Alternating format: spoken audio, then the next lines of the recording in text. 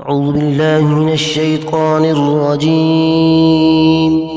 بسم الله الرحمن الرحيم.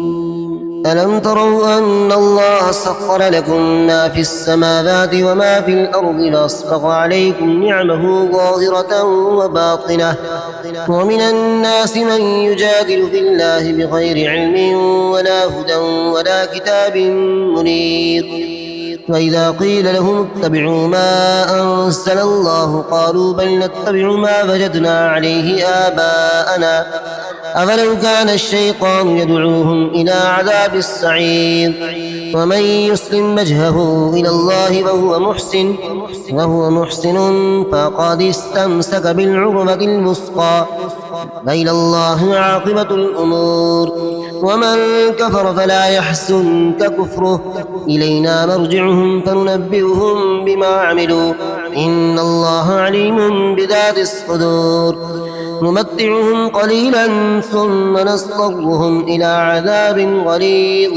ولئن سألتهم من خلق السماوات والأرض ليقولن الله قل الحمد لله بل أكثرهم لا يعلمون. لله ما في السماوات والأرض إن الله هو الغني الحميد. ولو أن ما في الأرض من شجرة أقلام والبحر يمده من بعده سبعة أبحر ما نفدت كلمات الله إن الله عزيز حكيم.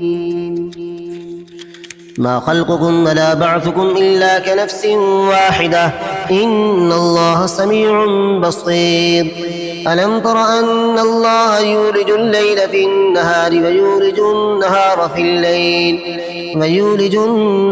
في الليل وسخر الشمس والقمر كل يجري إلى أجل مسمى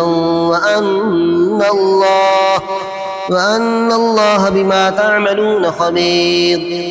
ذلك بأن الله هو الحق وأن ما يدعون من دونه الباطل وأن الله هو العلي الكبير.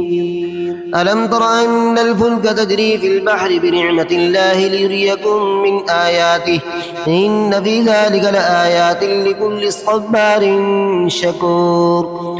وإذا غشيهم موج كالظلل دعوا الله مخلصين له الدين فلما نجاهم إلى البر فمنهم مقتصد وما يجحد بآياتنا إلا كل ختار كفور.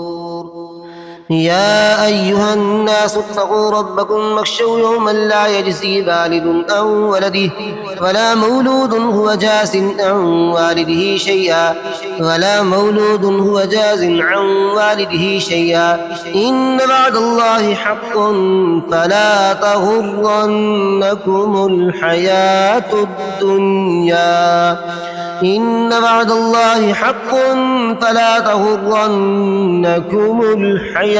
الدنيا ولا يغرنكم بالله الغرور.